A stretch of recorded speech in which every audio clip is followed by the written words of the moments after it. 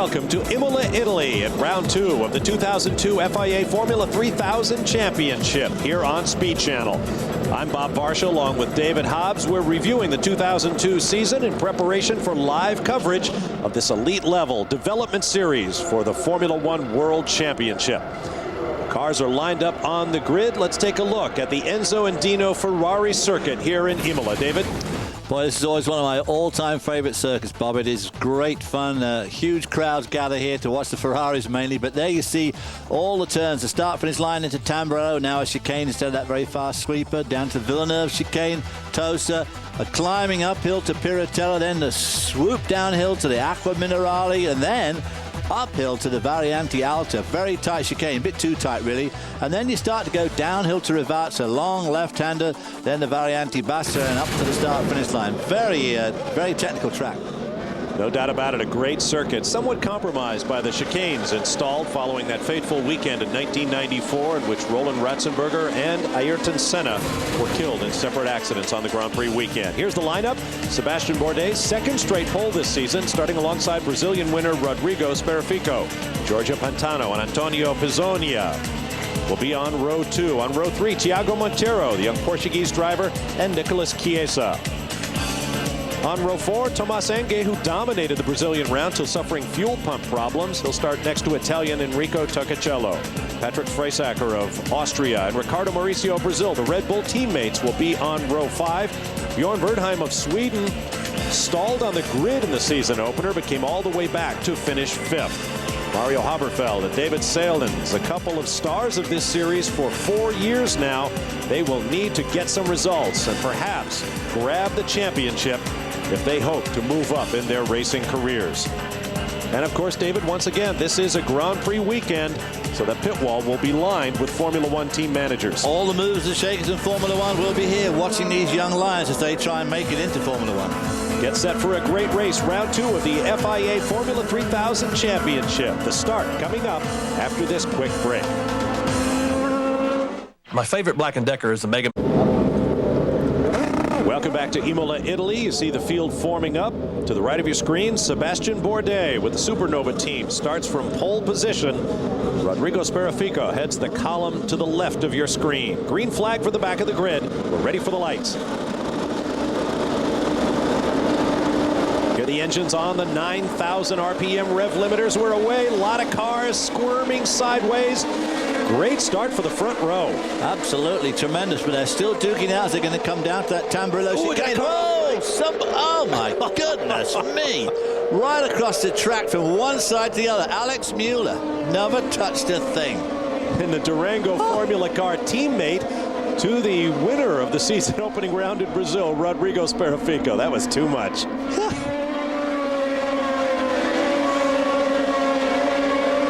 Bourdais leads the way through the Villeneuve corner, headed for the uphill sharp left-hander at Tosa. Sebastian Bourdais, who seemed to have the race a couple of weeks ago in Brazil tied up until he had to go in with a puncture.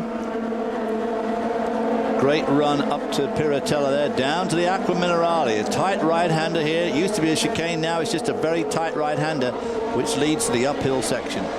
Field still tightly bunched, they go into that. Here we see the Variante Alta, high chicane. A lot of curb hopping here. Oh, side by side. Speared off there. One of the Red Bull cars went straight. That was Patrick Freisacker of Austria, and he actually came out ahead of the man he was wheel-to-wheel with, Nicolas Chiesa of Denmark in the PSM car. Meanwhile, down in Rivazza, the double left-hander. That was Pantano and Thomas Engue running 5th and 6th, who both locked up big time going into that corner. Don't ask for an explanation of what that little window was. This is a world feed. Coming around to complete lap 1. Bourdais leads Rod Speraffico, Antonio Pizzonia, then Tiago Monteiro in the other Supernova car. There go the Red Bull teammates. So Chiesa's dropped back slightly and come under fire as they wheel off into Tamburello. Another look at the start. Front row getting away cleanly and really opening up about a 2-car length advantage right at the get-go. Absolutely. Then hopefully we're going to see that amazing move by Muller as he goes from right. Oh, we're going to see more On board Sperafico's car. Well, we should point out that the replays are not our product either. Climbing the hill from Tosa at the background.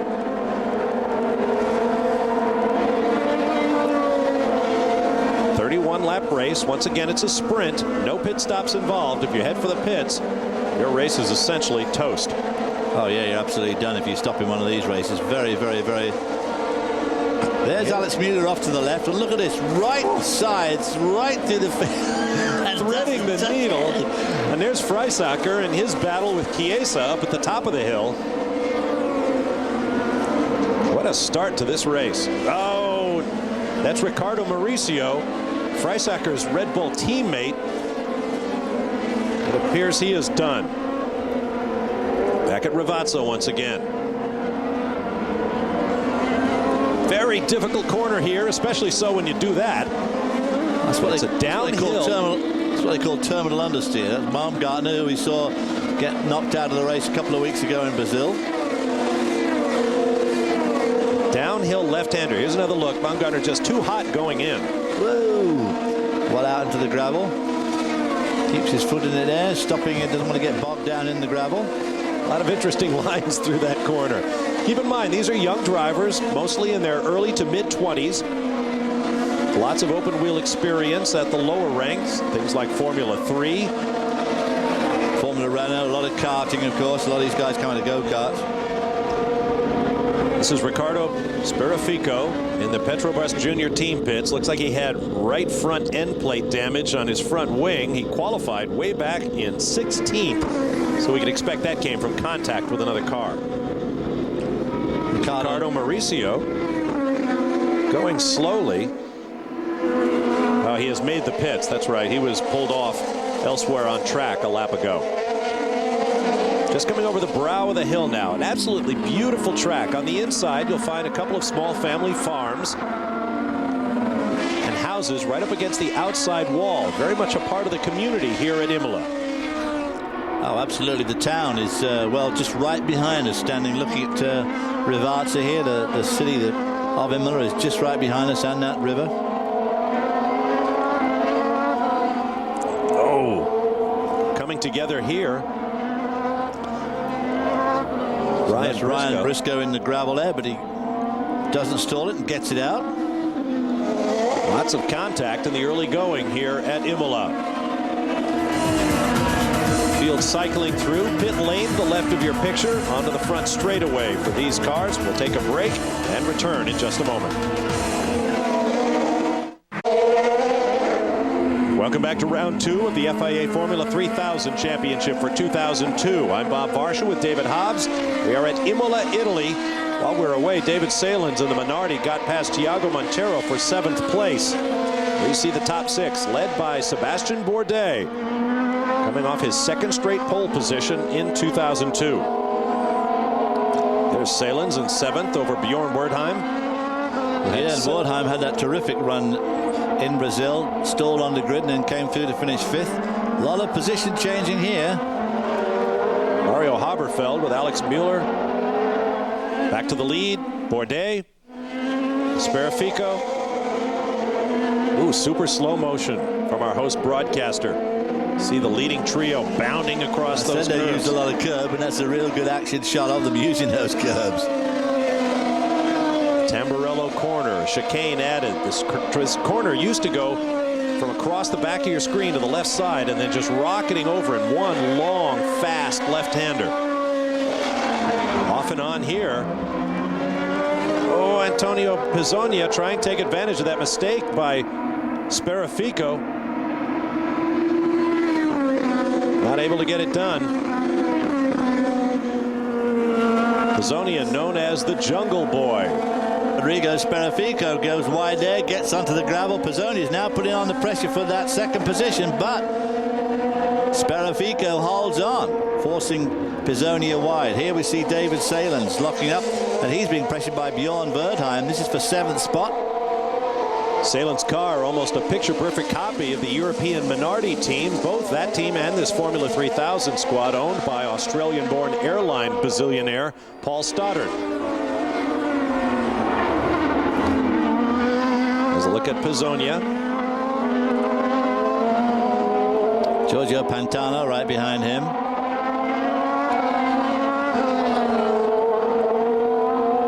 Another great series of corners. There's Salen's locking him up big time into Stanford Rivazza. gets him. Oh, and Montero goes off completely.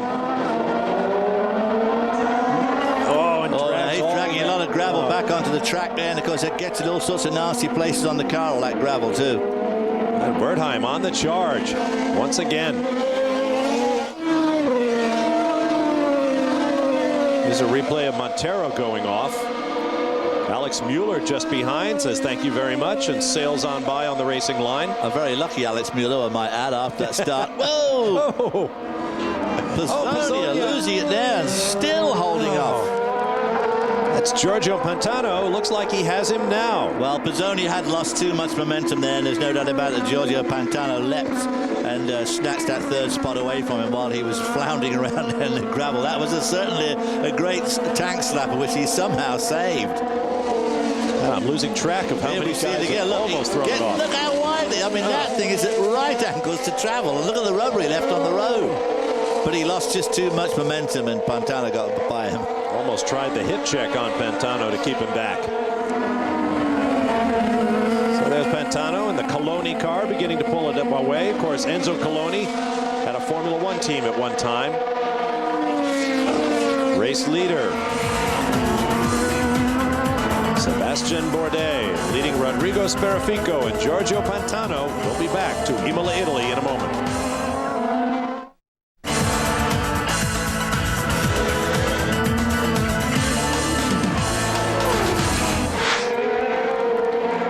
Welcome back to Imola, Italy, just down the highway from Bologna, home of the Enzo and Dino Ferrari circuit in round 2 of the FIA Formula 3000 Championship. I'm Bob Varsha with David Hobbs, reviewing the 2002 championship in anticipation of live coverage of this feeder series to Formula One in the years to come. And that was Pantano there, who'd been reeling in Rod Sperafico, but straight onto the gravel, leaps back onto the road, dragging gravel and debris with him.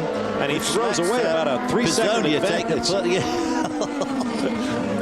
There you see it again. As the Aqua Minerale goes wide, gets on the grass and the gravel. Oh, he was doing so well. Pantano was catching up, second spot there, comes back on the track. Here comes Pizzonia, who takes back that third spot from him.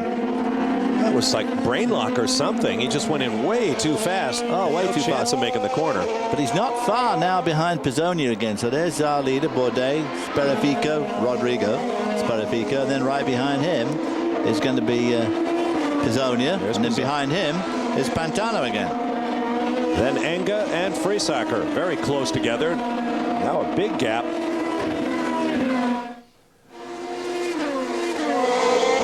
You see the top 6. Here's Ryan Briscoe, a replay of an off and on for the young Australian with the defending champion team from Nordic Racing. Not having a good day. 17th right now.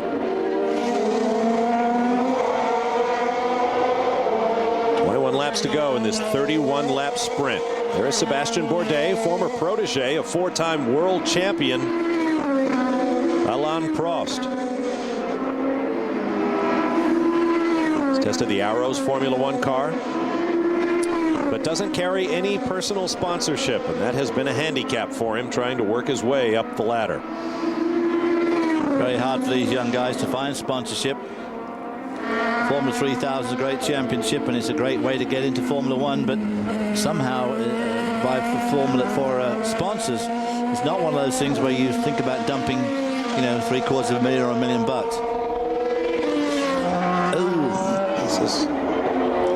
Montiero locking up there, goes way wide. This time it's from pressure from Tony Schmidt in the PSM Racing line, pushing him off the road, losing a place there to Schmidt.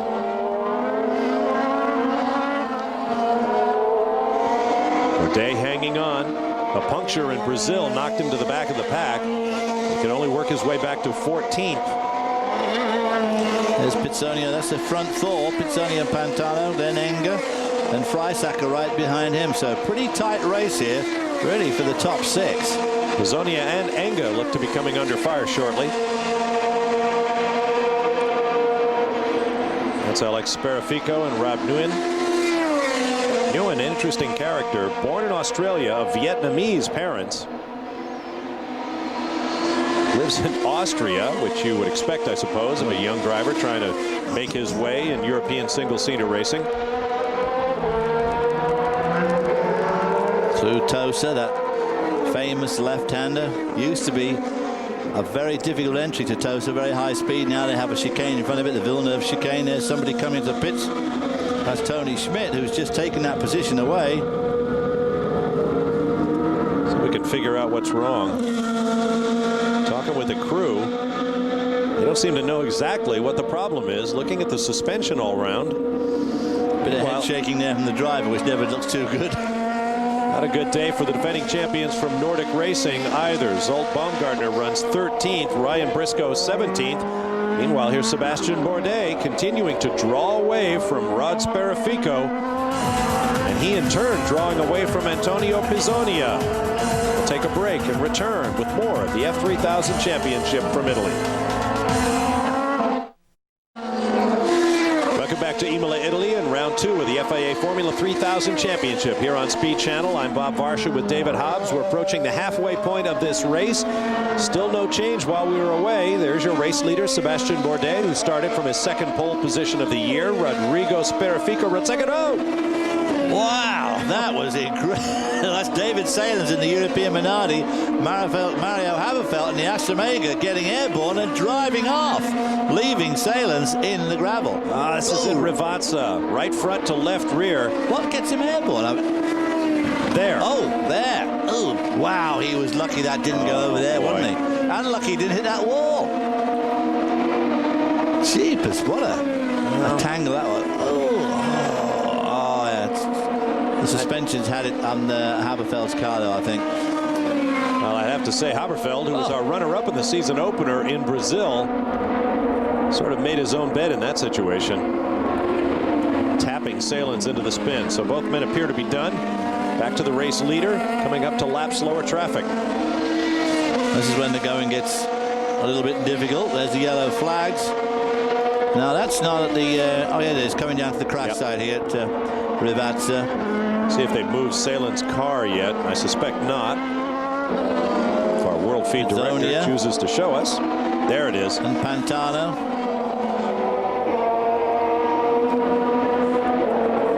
Diving behind the podium as they pass the pit entrance. With a left turn, then a right onto the start-finish straightaway. Looks like Sparafico's beginning to close up a little bit on Bourdais. And Pantano is really closing up on Pizzonia, too, for third spot. He had it once, got away from him, then it got away from him, and Pizzonia snagged it back. Now they're really duking out, and as you say, there's no doubt about it. Sparafico is catching Bourdais up. Just a 1.7 second gap with less than half the race to go. And look at this Pantano all over Pizzonia now. Pizzonia goes wide, but we've got a left-hander coming up, which means that Pantano's going to be on the outside, but he ran in there. No, he doesn't. Gets pushed up onto the grass again, so failed to take that opportunity while it came. That allows Thomas Enger, who's right behind them, to start catching them up, to be able to put pressure on them now. Just a small age difference between these two drivers, but Pizzonia just making his mark in Formula 3000, while Pantano has been here for several years. And we'll have to see some good results this year if his career is going to keep up its momentum. Here's a replay. That's the Villeneuve chicane coming into Tosa, this long left-hander. And Pantano tried to capitalize, but got pushed off there and out to the dirt. And Gravel had to cede the position again. So Pantano and Pizzonia renew their battle for third spot, having lost a bit of ground to the two leaders. And lost ground to Thomas Enger and Freisacker, who are catching them up.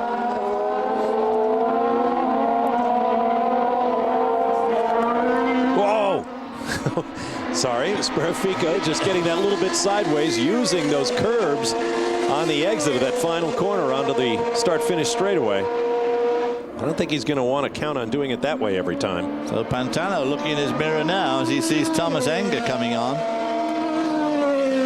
The cars are all Lola chassis using gearboxes that are a very close cousin to the Lola gearboxes that have been so successful in the Kart FedEx Championship Series in the United States. All the cars are on the same Avon radial tires using Zytec V8 engines, making about 460 horsepower. As you can see, the cars look very similar to Formula One cars. Pantano really putting some pressure now as they go through Tosa. I think Pizzonia made a mistake in that corner. Yeah, I think he made a mistake in the Villeneuve chicane, and we didn't quite pick that up. Going through Piratella. Pantano trying too hard there, loses a bit of ground and momentum going into Piratella down to the Acqua Minerale. This is where Pantano went off in the first place, just a few laps back, and lost the position. He's now struggling hard to get back. Well, as we've already seen on several occasions this early in the season, Antonio Pizzonia, just 20 years of age, will absolutely not give in. He will hang on to that race car to the absolute last instant. And that was a good example. I think Pantano just had him dead to rights and couldn't get it done. He couldn't get it done. Which is probably why Giorgio Pantano has been in Formula 3000 for 2 or 3 years, and Pizzonia is going to be in and out of it in no time and into Formula One. In fact, Pizzonia is already doing Formula One testing for the Williams team, backing up a couple of drivers now in Grand Prix racing who made their names in Formula 3000. Former FIA 3000 champion Juan Pablo Montoya and Ralf Schumacher, who won a championship in what's called Formula Nippon in Japan, but based very closely on the same specs as FIA Formula 3000. Well, there's a lot of those 3-liter capacity formulas all around the world, which are stepping stones to various formulas, like the championship kart, you know, had the Indy Lights, and now of course it's moved on to IRL. We've got a break coming up. Sebastian Bourdais remains the leader over Rodrigo Speraffico and Antonio Pizzonia, but Pantano is right there. We'll be back. Welcome back to Imola, Italy. Bob Varsha and David Hobbs with you for round 2 of the FIA Formula 3000 Championship, making its debut here on Speed Channel. While we're away, Patrick Freisacker in the Red Bull Junior team car got around Thomas Engen for 5th position, but the battle right now is closer to the front, where Sebastian Bourdais leads our round 1 winner, Rodrigo Speraffico. But behind him, Antonio Pizzonia and Giorgio Pantano of Italy are having a tremendous battle over 3rd place. They sure are, and it's been going on for lap after lap. Speraffico doesn't seem to be able to make much ground on Bourdais, but this race has really been tremendous, with position changing, Pantano going off the road, getting back on again, coming back and making various attempts at getting around Pizzonia. And Bjorn Verdheim, who was had such a great run in Brazil a few weeks back, after stalling on the grid, if you call it a great run. There's Sebastian Bourdais. Dark clouds gathering over the Ferrari circuit here at Imola. Yeah, it looks very ominous. Speraffico, and a pretty good gap back to this terrific battle here between Pizzonia and Pantano. Having said that, Pizzonia has shown on a couple of occasions thus far in the race that he seems able to keep Pantano behind him. Heading for Rivazza. Pantano keeps lunging for a position, but it just never seems to quite come off, because he loses momentum and has to struggle to get all that time back again. There are drivers who wait for opportunities, and there are drivers who make opportunities. I mean, he may actually have the faster car. He does seem to be able to pull right up on Pizzonia's gearbox. He does. Every time he gets behind, he comes right back, which would indicate that he has got the faster car. But having got up to Pizzonia, he's obviously having a tremendous. He's catching up. Goes down the inside. This is into Tamburello. Pizzonia locks up there, so he leaves his brake at the last minute. Out of the Tamburello, Pizzonia hangs on to that 3rd spot again, coming down this very fast leg into the Villeneuve chicane.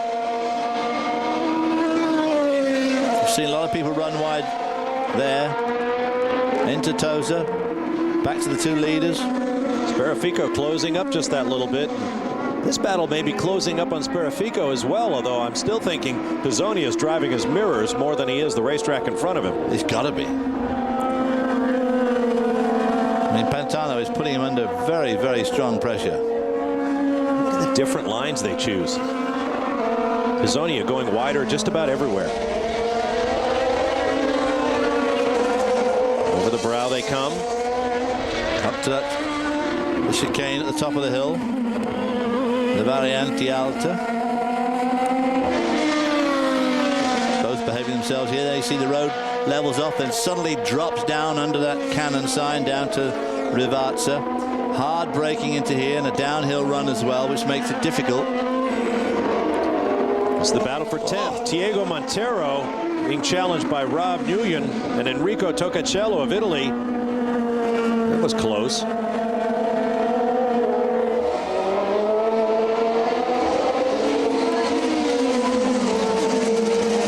Number 24 in red is Toccacello. Clouds continue to build over the racetrack. Oh, squirming on the brakes. That's Nguyen from Team Astromega. And Enrico Toccacello bringing up the rear of this trio as they go through Rivazza. Back to the leader, Sebastian Bourdais, trying to make up for the problems he suffered in the season opener in Brazil. Leading here as the laps begin to run down at Imola.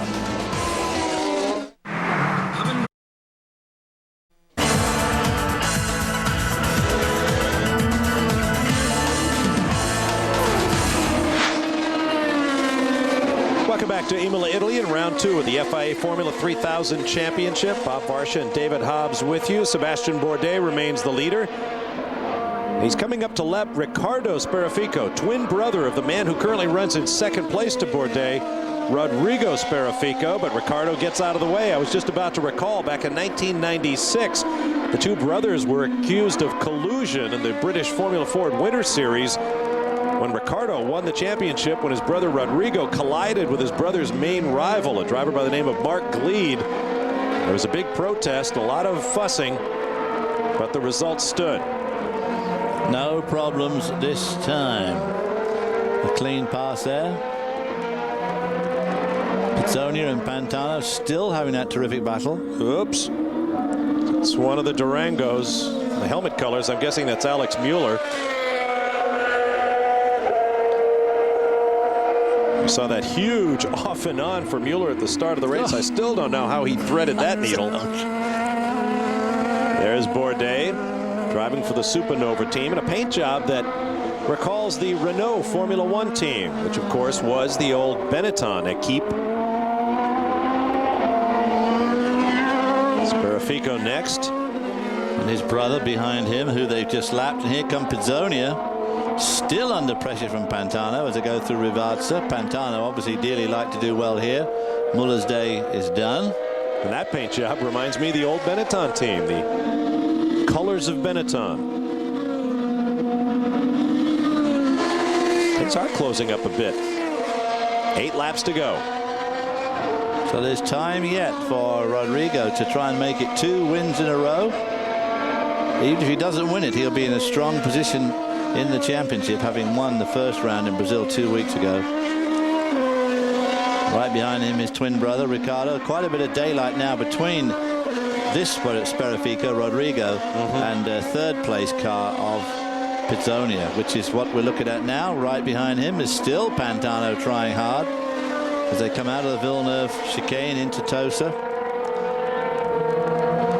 One of the Red Bull cars, Patrick Freisacker of Austria. Thomas Enga dominated the race in Brazil until a fuel pump problem sent him to the pits. He in turn is being followed by his teammate Bjorn Wertheim of Sweden.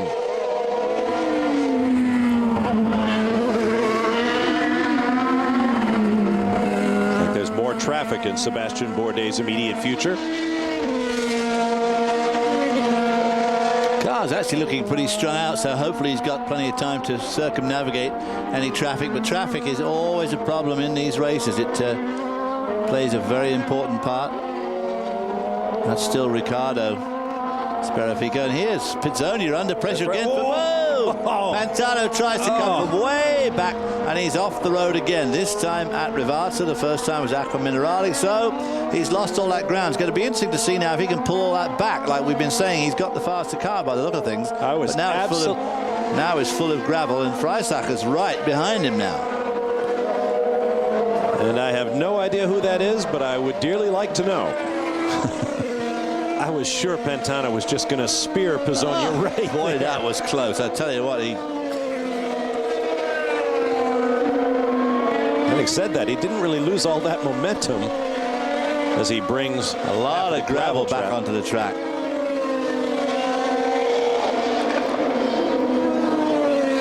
He's one of the Minardis. Alex Sparafico, cousin of Rod and Rick. I wouldn't think that made Sebastian too happy. Alex Sparafico staying well out of the way now. He knows that the traffic's coming up. Yeah, cousin Rod is actually closing up on the race leader. I wonder if Bourdais couldn't be stroking it at this point. Too many laps to remain. Well, you want to be careful with the machinery, but on the other hand, as you say, you've got to be careful with the opposition too. It's no good letting them get too close, because all you need is a bit of a balk like that from some other traffic, and whole thing's done. Pantano still showed in fourth, despite having gone off at this corner, Rivazza. But a long way behind Pizzonia, who we see Antonio Pizzonia here. There's Pantana. Patrick Freisacker right behind him. Dropped back a little bit on that lap, and then behind him is Thomas Enga. Look at Sparafico closing up on the race leader. 6 laps to go here at Imola.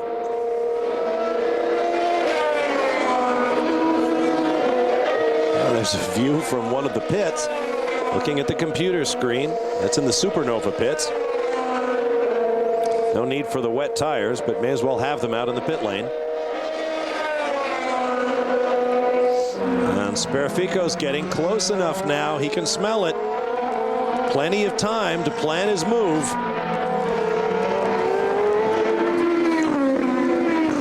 These two basically in a race of their own. Sebastian Bourdais very unlucky not to have won the first round, of course.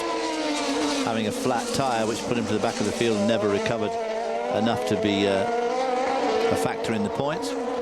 Up to the top of the hill once again. Great track this to race on. A lot of elevation change, some good corners. A couple too many chicanes possibly, but ooh, there we see a big lockup from Pizzonia, who really has no need to be locking up now, because he's pulled away from Pantano, who after his second mistake has dropped back well enough down to give Pizzonia a pretty easy run. And Pizzonia is never going to catch these guys up.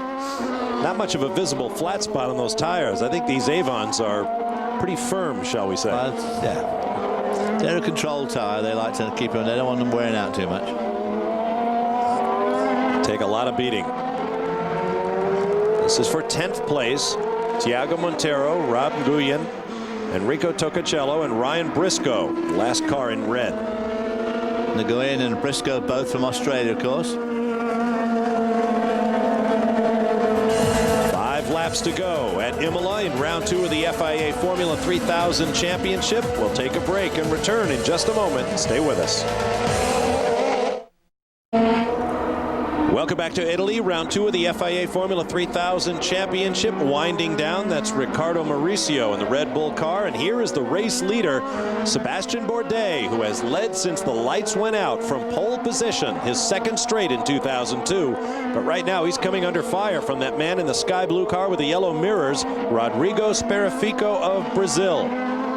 He sure is. Sparafico has caught him up significantly in the last, just the last 3 or 4 laps. And of course, Riccardo Mauricio is a fast car, although he's going to be put a lap down, so he could prove to be a problem for Bourdais unless he catches him in just the right spot.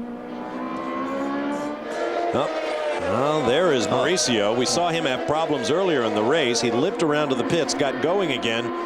It looks like his race is over with just 3 laps to go next time by. Well, he certainly won't be a problem for the leaders, and unfortunately for him. Good battle now for first and second. As you can see, they put a lot of daylight between themselves in third spot. Antonio Pizzonia, who is still way out of the picture frame there. There he comes. This guy's lightening a bit again over the Ferrari circuit in Imola. There you see the top 6 positions. Those drivers could earn points at the end of the race. We use the Formula 1 scoring system, 10, 6, 4, 3, 2, and 1 point respectively. which explains some of Sébastien Bourdais' desire to get something done. He scored no points in the season opener, and that point scoring system really penalizes you if you drop out of a race.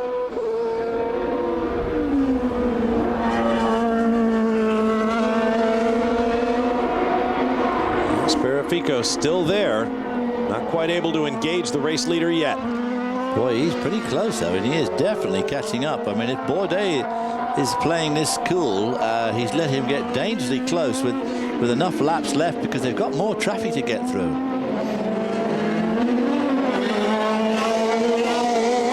Oh, he's right on him now.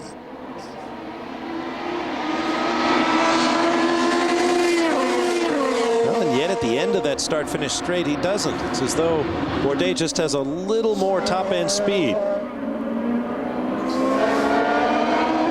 Well, maybe Bourdais. Oh, this was moments ago. Pizzonia lets Pantano through there, and Pizzonia had that absolutely locked up. He was way in front.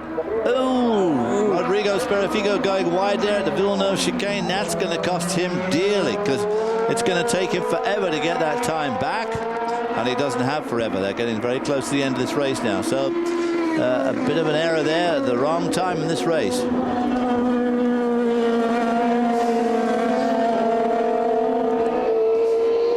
Well, look at the difference it made in territory on the racetrack. Oh, just awful when you make those little mistakes. It just can kill you, especially if you've been wide. It's taken so long to wind him in.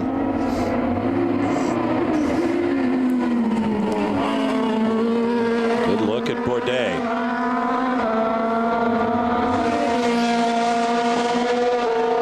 Sparaffico will be getting that little bit desperate now. He knows there's no one behind to challenge him. Pantano, even though he's gotten by Pizzonia for third, is well back down the road. Ooh, Tocacello and Ryan Briscoe. That for 12th. I love that super slow-mo camera. Oh, isn't it great?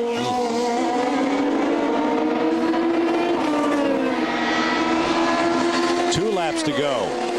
And after closing inexorably on the race leader, it appears that Rodrigo Sparaffico may not have anything for the race leader. Bourdais, for his part, sliding through that chicane. I was going to say, Bourdais, for this late in the race, really trying hard and laying down quite a bit of rubber as he went through that chicane. So he's still trying pretty hard up onto the curb there at the Villeneuve chicane, through Tosa.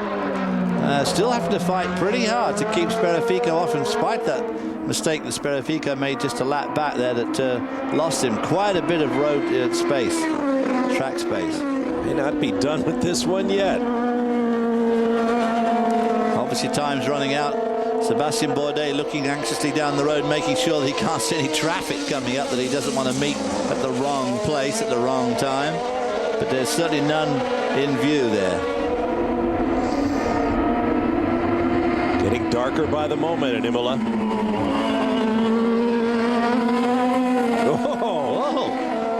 Rodrigo Sparaffico still trying hard there. Of course, tyres starting to take a piecing now. These Avon control tyres. I think they're a pretty hard compound. And of course, they are slicks, unlike the Formula One tyres now, which are treaded. But these are still very good tyres, but they put plenty of life into them because they don't want tyres really to play a factor in these races. Each driver gets 3 sets of dry weather tires or slicks for the race weekend. Unlimited wets. We have a replay here. Oh, big slide there. Diego Monteiro running in 10th. He's followed by Nguyen, Tocacello, and Ryan Briscoe. Those 4 haven't changed positions in a while. Look at that rubber buildup offline. A lot of marbles out there. The tires have to be going away under these guys. From the way they look at these cars, yeah, look at this. Sparaffico's catching him up. And yeah, you're right. Look at all that rolled up rubber there offline. Which makes overtaking, of course, at these late stages in the race so difficult, because if you've got to go offline to get by somebody, you go and you lose 30% of your grip. Last lap. Time for Sparaffico to pull out his trump card if he's got one. Well, you saw Giorgio Pantano has set fast lap of the race, so he did have something in reserve. Well, it just shows, Bob, that you do really know your racing cars. You said you thought he had the faster car. Just set the fastest lap of the race, the 1:38.936. I knew there was a reason I enjoy working with you. Which, considering the fact their tires are going away, the track's getting dirty, and it's getting a bit gloomy out there, that's pretty good from old Giorgio. Pity he didn't do that earlier on. He could be battling these guys for the lead now, if he hadn't made those two errors. Oh, lock up there from Speraffico. But it appears he has run out of time. Just a couple of corners remain for Sébastien Bourdais. Last two corners, onto the start-finish straightaway. And over to the pit wall to take the checkered flag. Sébastien Bourdais rebounds. Oh, and almost bounces it off the pit wall. Almost lost it there. Too busy celebrating. There's Pantano in the red car, the Coloni. Here comes Antonio Pizzonia, chased home by Patrick Freisacher. The sixth and final points bank position goes to Czech driver Thomas Enga. And here comes Bjorn Verdheim just behind him. Every time I look at Speraffico's helmet, and that is Speraffico, not Sébastien Bourdais. Boy, that had me confused for a minute. Those helmet colors are reminiscent of his Brazilian countryman in the Kart FedEx Championship, Bruno Junqueira. That bright yellow you find in the Brazilian flag. There's a look at your unofficial top six, led by Sébastien Bourdais. There's Bourdais following Speraffico up the hill, waving to the corner workers. We'll take a break and return to wrap things up from round two of the Formula 3000 Championship.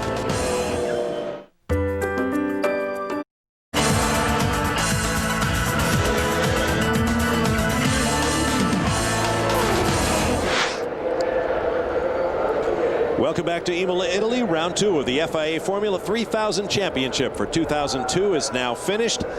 Down in Parc Fermé, race winner Sébastien Bourdais is joined by Rodrigo Speraffico and Giorgio Pantano.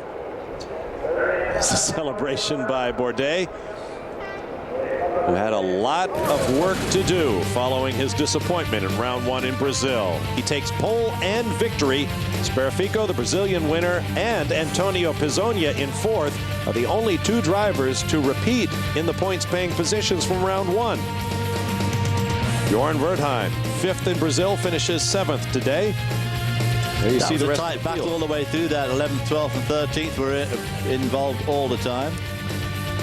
Mario Haberfeld fouls up a great race in Brazil with an ignominious DNF today. So here's how the championship stands with 2 rounds complete. Rodrigo Speraffico with the advantage over Sébastien Bourdais. 9 drivers in all have scored points through 2 rounds of the 2002 season. In the points championship, Durango Formula from Italy holds the advantage over Supernova with Team Astromega in third. And now we'll turn to the podium. And there is a very happy Sébastien Bourdais, and wouldn't you know it, all of those dark clouds open up once the checkered flag has flown. I suppose that's exactly the way the drivers prefer it. That would certainly be the way they would prefer it now. This heavy rain now, that would have made that track so slick at this late stage of the day too. It would have been absolutely diabolical. No wonder we saw that guy getting the rain tires out just a few minutes ago. They knew something was coming. Doesn't seem to have dampened the spirits of the crowd, however. Well, the Italians who live in and around Imola are very keen on their racing. And, of course, obviously, Giorgio Pantano, a big crowd favorite, I'm sure. And getting rain on your business suit is one thing. Getting champagne on it is another. So the podium clears, as it traditionally does, when the bubbly comes out. Well, I used to steer clear of the podium because it made your suit so messy. Oh, plus you waste all that good champagne. Our next race comes from the Circuit de Catalunya in Barcelona, Spain, next Sunday at 8 p.m. Eastern Time. So join us then as the FIA Formula 3000 Championship continues its debut season here on Speed Channel. For David Hobbs, I'm Bob Varsha. We'll see you next week from Barcelona, Spain, in another round of the top-level development series for the Grand Prix stars of the future. Until then, so long, everyone.